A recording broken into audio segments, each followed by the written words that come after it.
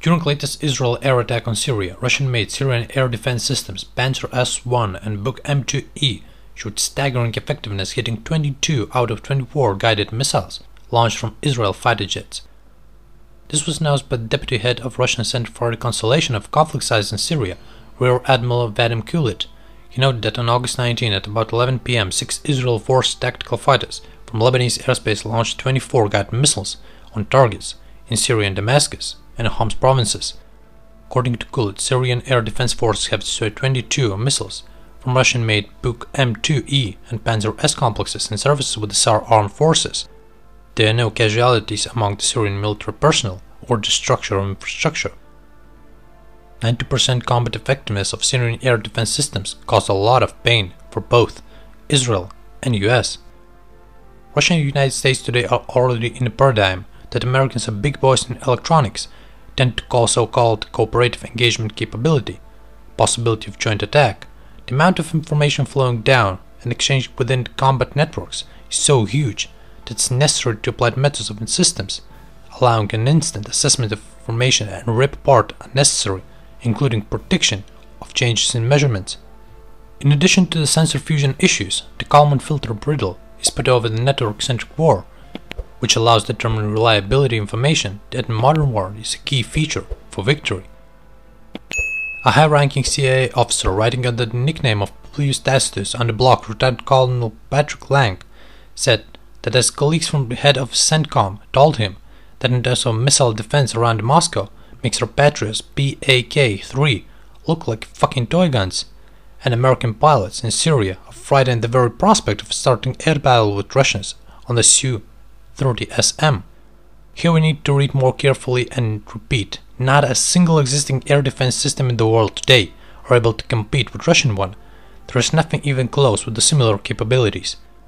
US are played with network-centric since 70s, so the integration of air defense systems by Russia is a high Russian art for a long time now. For example, what Syrians have? Polana D4M1 Syrian version, capable of connecting up to 14 nodes in a combat network locally. It is able to create a network in which instant target distribution, target designation for connected air defense systems and simultaneous receipt of information about targets from higher sources of reconnaissance and detection will take place. Syrian air defense has an interface with the air defense of Russian base in Syria, which allows Russian military to share received information about the intentions of Israel air forces, including to the Syrian Buk and Pantsir systems. From now, Russia sees any aircraft, including civilian airlines, that is still on the runway before the very take off, and is able to guide it, especially in such a predictable theater of operations where intentions of Israel are absolutely clear and predictable. The most important thing is that the entire Israel concept of airfare, including SEAD, suppression of enemy air defense, is just an Israeli iteration of the American concept, which is named CONOPS. Originally it was designed for enemy with Stone Age air defense, while Soviet-Russian air defense was originally created to work with supersonic targets and salvos. The only exception is supersonic harms with their M1.8 with radius up to 100 kilometers. Neither Israel nor its sponsor USA have a long-range air-to-ground supersonic missiles. Neither Delilah nor Pobi, the base of Israel Air Force land attack counter, are heavy targets for an advanced air defense system. Even the use of tactical tricks, like shooting from Lebanese airspace using the landscape, civil aircrafts as shadows, no longer help. It will not help Israel. For Jews this is a colossal pain, even from the very idea of losing to the Arabs. But Israel there is less important than the United States. Here's how Chinese media commend Syrian air defense system capabilities. The ones in power in Israel and the United States have ritual sedatives. If the Syrian air defense is capable of operating that well in such a difficult terrain, it will be incomparably less difficult to operate in a less busy sea surface with modern Russian and Chinese warships whose radio horizon against the very low-flying anti-ship missiles is still within 25-30 kilometers. This means that each NATO anti-ship missile gives approximately 70-80 seconds for the reaction of shipborne air defense system, which is proper time to detect, track and generate firing data for any modern air defense, even if it's completely excluded from the corporate network, which in fact is a very distant possibility. Today high-tech combat action moves with speed of sound and modern.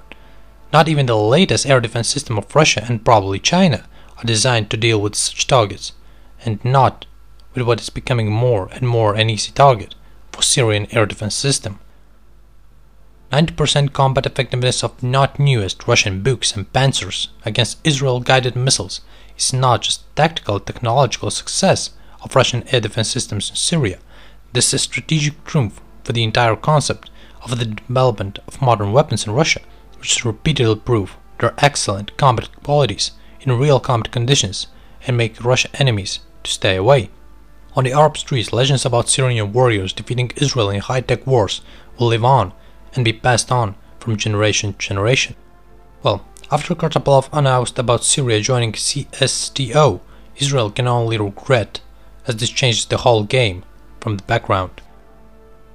If you liked the video, be sure to subscribe and ring the bell.